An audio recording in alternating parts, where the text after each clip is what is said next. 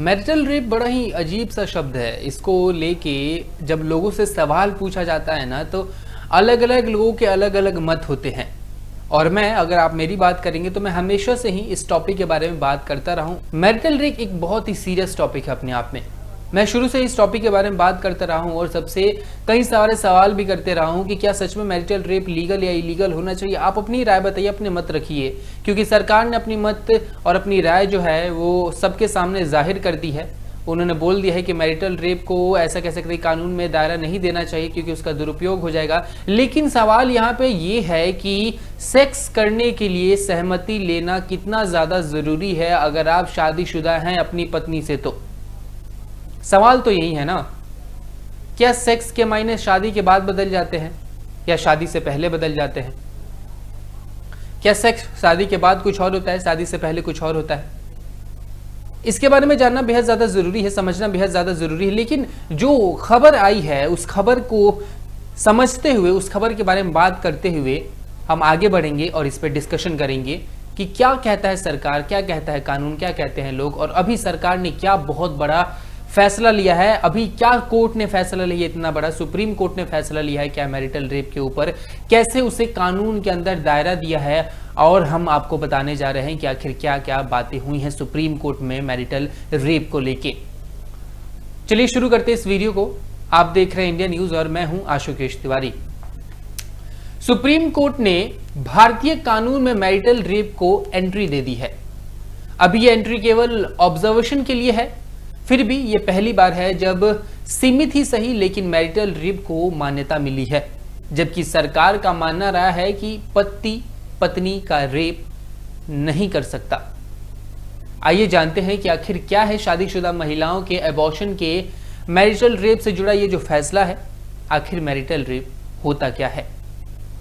पहले जानिए supreme court ने शादीशुदा महिलाओं के एबॉर्शन और मैरिटल रेप पर क्या कुछ कहा है, उसके बाद से आगे की राय आपको बताएंगे। एबॉर्शन से जुड़े एक मामले की सुनवाई करते हुए सुप्रीम कोर्ट ने कहा शादीशुदा महिलाएं भी रेप पीड़िताओं की श्रेणी में आ सकती हैं। रेप का मतलब है बिना सहमति संबंध बनाना, भले ही ये जबरन संबंध शादीशुदा रिश्ते में ही क्यों ना बना हो। महिला अपने पति के जबरन बनाए संबंध की वजह से प्रेग्नेंट हो सकती है।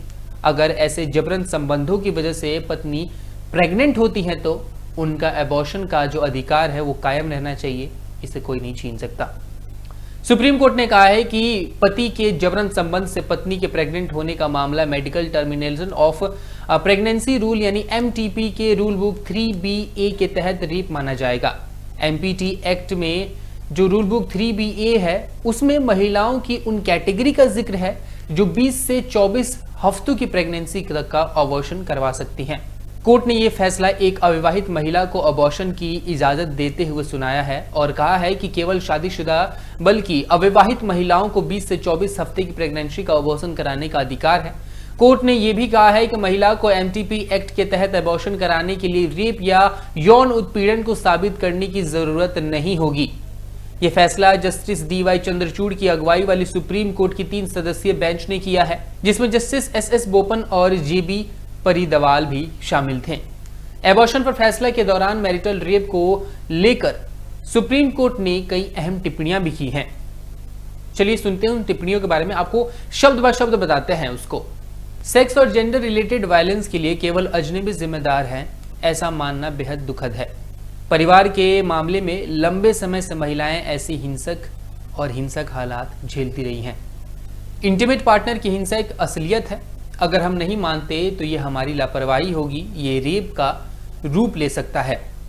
भले ही आईपीसी के सेक्शन 375 के उपवाद 2 के तहत मैरिटल रेप अपराध नहीं है, इसके बावजूद एमटीपी एक्ट के रूल बुक 3BA के तहत पत्नी के साथ जबरन संबंध बनाना रेप माना जाएगा। सरकार का कहना है कि मैरिटल रेप को अपराध घोषित करने से शादीशुदा जिंदगी को खतरा हो सकता है।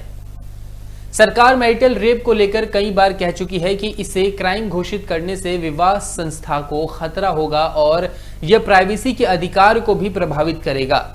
यह पतियों को परेशान करने का एक टूल भी बन सकता है। सरकार मैरिटल रेप को अपराध ना घोषित करने के लिए आईपीसी की धारा 498A और घरेलू हिंसा जैसे कानूनों के दुरुपयोगिता को बढ़ाते हुए दिखाते हुए इस बात का तर्क देता है। आईपीसी की धारा 498A विवाहित महिलाओं के उत्पीड़न पर उनके पति और ससुराल वालों के खिलाफ लगाई जाती है, यानी बेसिकली डोमेस्टिक वायलेंस के ऊपर ये जो धारा है वो लगाई जाती है। 2015 में गृह राज्य मंत्री हरिभाई चौधरी ने राज्यसभा में कहा था कि मैरिटल रेप की अवधारणा भारतीय समाज के हिसाब से ठीक नहीं है, क्योंकि यहाँ शिक्षा, आर्थिक हालात, सामाजिक रीति रिवाज और धार्मिक मसले भी जुड़े होते हैं शादियों से। 2017 में वहीं सरकार ने दिल्ली हाईकोर्ट में आईपीसी की धारा 375 के तहत मैरिटल रेप को अपराध न मानने को कानून अपवाद को हटाने का विरोध किया था। फरवरी 2022 में केंद्र ने दिल्ली हाईकोर्ट में मैरिटल रेप पर सुनवाई के दौरान कहा कि केवल इसलिए कि नहीं कि अन्य जो देश हैं वो मैरिटल रेप को अपराध घोषित कर चुके हैं, इसलिए भारत को भी ऐसा करना चाहिए, ये जरूरी नहीं है। केंद्र ने कहा है कि मैरिटल रेप को अपराध घोषित करने से पहले से इस मुद्दे पर सावधानी से विचार किया जाना चाहिए। सरकार ने इसी साल संसद में मैरिटल रेप के मुद्दे पर कहा कि हर शादीशुदा रिश्ते को हिंसक और हर पुरुष को रेपिस्ट मानना सही नहीं है।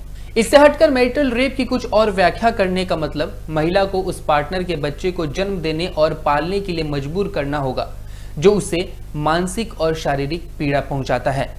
मैरिटल रेप को अपराध घोषित करने के लिए कई सारे याचिकाएं भी दाखिल हो चुके हैं, जिनके ऊपर भी अभी तक विचार और मंथन चल रहा है।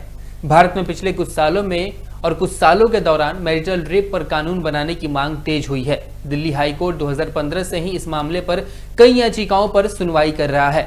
मई 2022 में दिल्ली हाईकोर्ट ने मैरिटल रेप को क्रिमिनलाइज करने की याचिका पर बटा हुआ फैसला देते हुए कहा था कि मामले पर सुप्रीम कोर्ट को विचार करना चाहिए।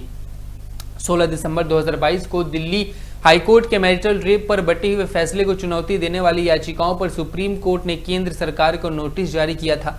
सुप्रीम कोर्ट ने मैरिटल रेप से जुड़े सभी पेंडिंग मामलों की एक साथ सुनवाई पर सहमति जताते हुए मामले की अगली सुनवाई की तारीख फरवरी 2023 में रखी थी।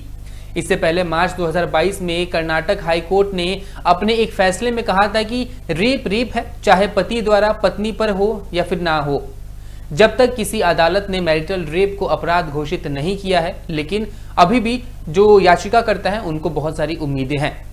अब ये समझ लेते हैं कि आखिर मैरिटल रेप क्या है और भारत में इस पर क्या कानून है। रेप को दंडनीय अपराध घोषित करने वाली इंडियन पीनल कोड यानी आईपीसी की धारा 375 के अपवाद 2 के मुताबिक मैरिटल रेप अपराध नहीं है। इसके मुताबिक कोई पुरुष अपनी पत्नी से संबंध बनाता है और अगर पत्नी की उम्र 15 साल से कम नहीं है तो उसे रेप नहीं माना जाएगा। मतलब पति अगर जबरन सेक्स यानी संबंध बनाए अपनी किसके साथ, अपनी पत्नी के साथ, तो वो अपराध नहीं माना जाएगा, वो रेप नहीं माना जाएगा। एक नजर भारत में मैरिटल रेप झेलने वाली महिलाओं से जुड़े आंकड़ों पर अगर हम करें तो एक्सपर्ट्स का मानना है कि मैरिटल रेप के अधिकतर मामले समाज या परिवार के डर से कभी सामने ही नहीं आ पाते। नेशनल फैमिली हेल्थ सर्वे 2019-20 के मुताबिक पंजाब के 67% पुरुष ने कहा कि पत्नी के साथ जबरन सेक्स करना पति का अधिकार है। बिल्कुल सही सुन रहा हो अपने कानों से। यौन उत्पीड़न का शिकार शादीशुदा महिलाओं से पूछा गया कि पहला अपराधी कौन था, तो 93% अपने पति का नाम ले चुकी महिलाएं। नेशनल फैमिली हेल्थ सर्वे 2005-6 के मुताबिक 93% महिलाओं ने माना था कि उनका वर्तमान या पूर्व पति ने यौन उत्पीड़न किया था। नेशनल फैमिली हेल्थ सर्वे 2015-16 के मुताबिक देश में करीब 99% यौन उत्पीड़न के मामले दर्ज नहीं होते हैं। नेशनल क्राइम रिकॉर्ड ब्यूरो के मुताबिक भारत में रेप महिलाओं के खिलाफ चौथा सबसे बड़ा अपराध है। देश में हर दिन औसतन 88 रेप होते हैं। इनमें 94% रेप केस में अपराधी पीड़िता को परिचित ही नहीं हो पाते। बहुत देर हुई लेकिन मान लिया। दुनिया ने 19वीं सदी में माना कि मैरिटल रेप होता है। जोनाथन हेरिंग की किताब फैमिली लॉ 2014 के मुताबिक ऐतिहासिक रूप से दुनिया के ज्यादातर हिस्सों में यह धारणा थी कि पति पत्नी का रेप नहीं कर सकता क्योंकि पत्नी को पति की संपत्ति माना जाता है। 20वीं सदी तक अमेरिका और इंग्लैंड के कानून मानते थे कि शादी के बाद पत्नी के अधिकार पति के अधिकारों से सहमत हो जाते हैं। 19वीं सदी की शुरुआत में नारीवादी आंदोलन के उदय के साथ ही इस विचार ने भी जन्म लिया कि शादी के बाद पति पत्नी के सेक्स संबंधों में महिलाओं की सहमति का अधिकार उनका मौलिक अधिकार है। और इस पे बात करना भी मुझे लगता है सबका मौलिक अधिकार होना चाहिए। हमें बोलना चाहिए, आपको बोलना चाहिए, क्योंकि अभी हमने देखा है आपको कि पंजाब में जो उसके आंकड़े हैं वो आंकड़े किस प्रकार से और किन किन बातों को दर्शाते हैं। मैरिटल रेप एक बहुत ही गंभीर मुद्दा है, भारतीय कानून में इसको जोड़ना चाहिए और इसको जोड़ने के बाद इस पर कई सारे विचार भी होने चाहिए। सरकार को भी इस पे एक बार फिर से मंथन करना चाहिए। जब पुरुषों से पूछा जाता है मैरिटल रेप को लेके तो उनकी कई सारी धारणाएं होती है, कई सारी बात होती है। लोग कहते हैं कि यहाँ पे वुमेन्स कमेटी, एक मेंस कमेटी का भी गठन करना चाहिए। मेंस डे पे लोग ट्विटर पे हैशटैग चला देते हैं, सीबी में जाके प्रोटेस्ट करने लगते हैं। लेकिन सच्चाई तो सच्चाई रहेगी, ना मतलब ना होता है। इतने सालों से उत्पीड़न झेल रही महिलाओं को खुद के साथ क्या हो रहा है इस बात का भी पता नहीं होता है कि उनके साथ जो हो रहा है वो गलत हो रहा है, और ऐसा शायद नहीं होना चाहिए महिलाओं के साथ।